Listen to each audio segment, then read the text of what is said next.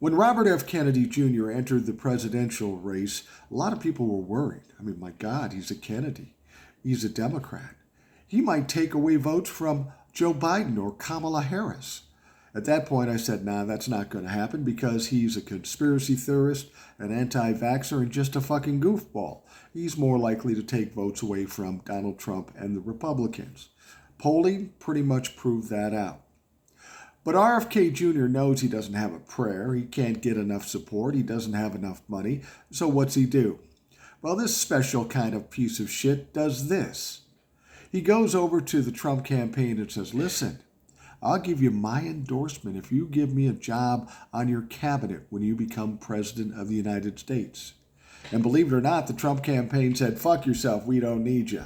And he walked on out of there. So what do you think he did next? Well, then he went over to the Kamala Harris campaign and said, hey, listen, I'll endorse Kamala if you give me a position on your cabinet.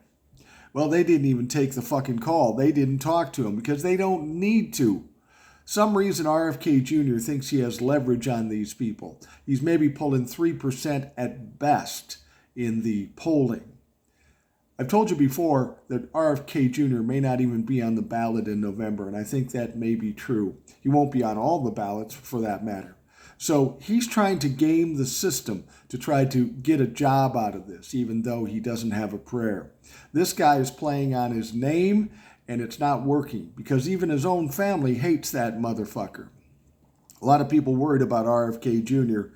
He's a joke. He's a nutcase. Don't worry about him. He's not a factor in this upcoming election.